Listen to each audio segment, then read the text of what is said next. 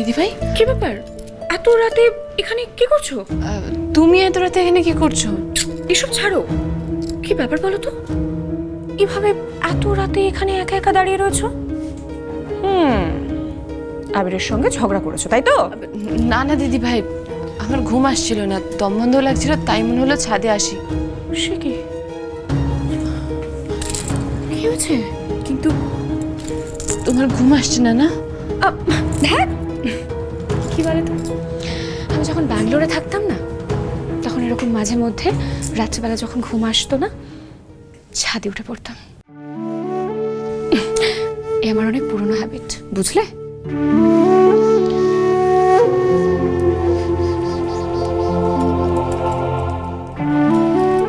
আমার কাছ থেকে নিজের কষ্টগুলোকে এইভাবে আড়াল করো না দিদি ভাই। তোমাকে এইভাবে স্ট্রং হতে হবে না। আমি খুব ভালো করে জানি তুমি সবার সামনে শক্ত থাকার চেষ্টা করছো, কষ্ট তোমারও হয়, আমি বুঝি দিদি ভাই। পক্কা গিন্নি হয়ে গেছে একেবারে। হ্যাঁ, সারাদিন পটর পটর পটর পটর। কে বলেছে তোমাকে যে আমি এরকম ভাবে জোর করে হাসি খুশি থাকছি? আই এম পারফেক্টলি অলরাইট, আমি একদম একদম ঠিক আছি, বুঝলে? তুমি তো খুব ভালো দিদি ভাই, দেখবে তোমার জীবনে এমন কেউ আসবে যে তোমার অতীতের সব কষ্ট তোমাকে ভুলিয়ে দেবে। আমার কাউকে লাগবে না, তোমরা সবাই আছো। তুমি আছো না, আর কাকে আমার লাগবে বলো? কাউকে লাগবে না। এবার এই সমস্ত ছাড়ো, পাকা পাকা কথা খালি সারাক্ষণ। বলো তো প্রবলেমটা কি? কি হয়েছে?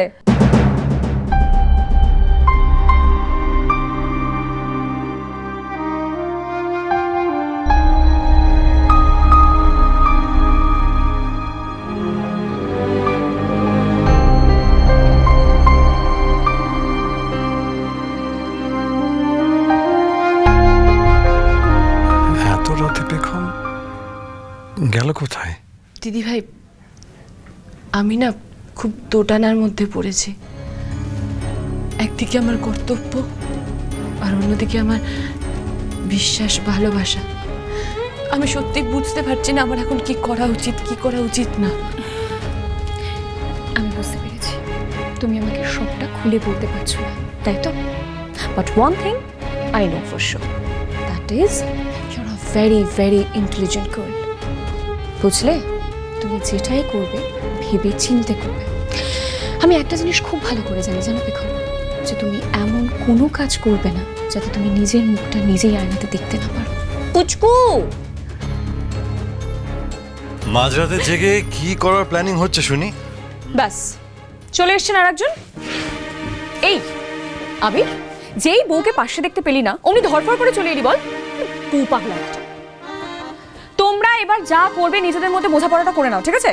মারামারি করে মর তোরা, আমি চললাম।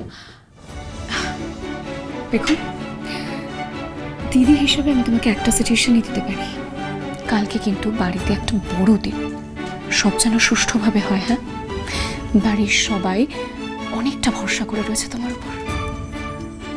আমি তোমাকে কথা দিচ্ছি দিদি ভাই, কাল কোনো সমস্যা হবে না, সব ঠিকঠাক হবে। That's my girl. Good night. Good night.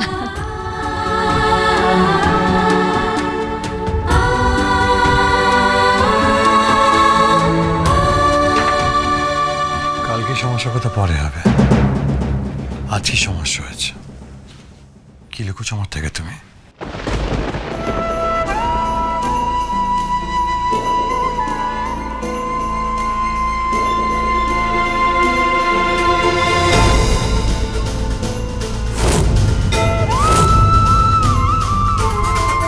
আমাকে আরো ভালো করে বিষয়টা খতিয়ে দেখতে হবে।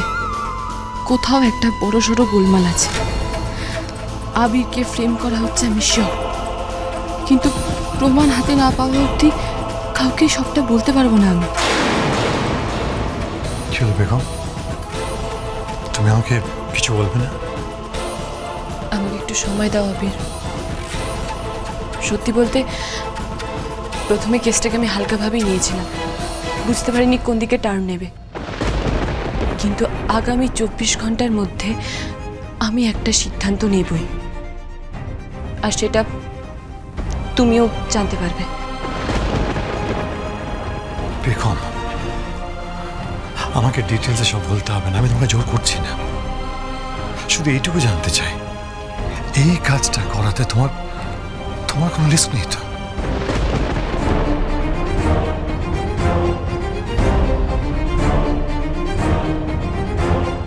তুমি থাকতে আমার কিসের রিস্ক? তুমি একদম চিন্তা করো না। কাল বাবা মায়ের বিবাহ বার্ষিকী। এখন আমাদের সবচেয়ে বড় কাজ হলো সবার সঙ্গে সেটাকে সেলিব্রেট করা, বুঝলে? চলো এসো।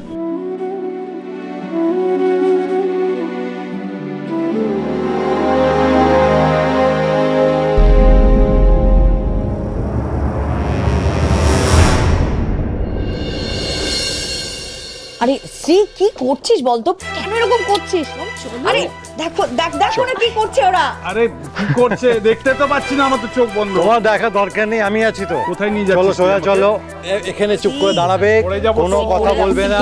দাঁড়াও, ওহো। এখানে দাঁড়াও, দুজনে চুপচাপ দাঁড়িয়ে থাকো। কি করছিস বলতো? হ্যাঁ, ব্যাস, চুপচাপ দাঁড়িয়ে থাকো। 1 2 3 happy anniversary.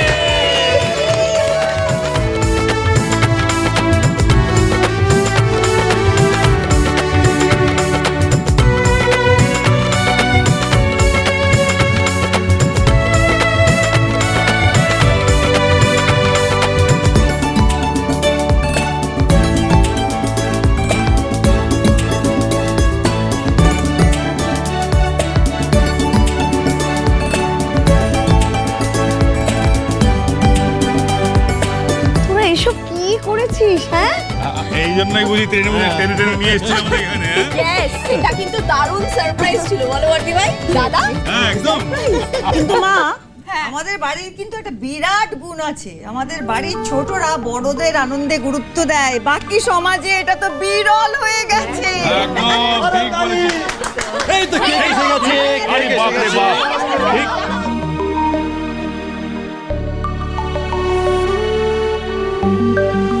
Thank you thank you. এই না, এবার কেকটা কাটো দুজনে ধরে। বাহ, কেকটা তো দারুণ হয়েছে। হ্যাঁ, হ্যাপি অ্যানিভার্সারি দাদা বৌদি। এই দিনটা বারবার ফিরে আসুক। আমরা সেই আনন্দে দারুণ দারুণ কেক খাই। ওই অমনি, তুমি এখন কেক খাবে? হ্যাঁ, কেক দেখেই লাফাতে শুরু করেছো। তোমাকে ওই কোণা থেকে একটুখানি ভেঙে দেওয়া হবে। আবার যে ঝড়ের পূর্বাভাস দেখতে পাচ্ছি আবির, আবার একটা সমস্যা হতে চলেছে বাড়িতে। কিন্তু তার আজকে কিছুতেই পড়তে দেওয়া যাবে না।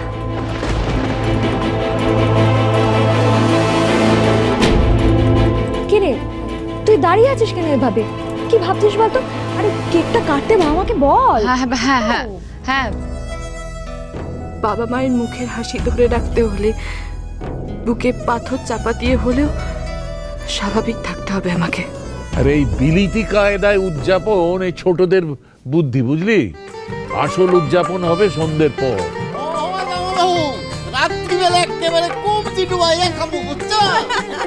এইসবের কি দরকার ছিল বলতো? দরকার ছিল। আচ্ছা, তোমাদের কিছু ভাবতে হবে না, আজকে সব আমরা সামনে নেব। এবার কেকটা কাটো না। তোরা এত বড় করে ঘরটা সাজিয়েছিস, এত সুন্দর করে সাজিয়েছিস, একদম মনটা দারুণ ভালো হয়ে গেছে। বাবা, এই সব কিছু সাজানোর ক্রেডিট কিন্তু মোস্টলি পেখমের। আমরা তো একটু আধটু সাজিয়ে সব ঘুমিয়ে টুমিয়ে পড়েছিলাম, কিন্তু পেখম ভোর রাত থেকে উঠে একা সব কিছু সুন্দর করে সাজিয়েছে।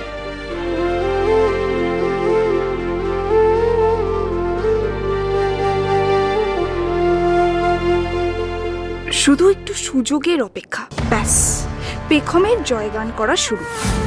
গাটা জাস্ট চলে যায়। ঘর সাজিয়ে নাম কেনা হচ্ছে না, বের করছি। সারা দিন এখনো পড়ে আছে। তোমার নাম আমি ডুবিয়েই ছাড়বো। আচ্ছা, এই ভাব ভালোবাসার কথা অনেক হয়েছে, আরো হবে। তার আগে প্লিজ বাবা মা, তোরা কেকটা দয়া করে কেটে ফেলো। Yes, চলো। Happy anniversary.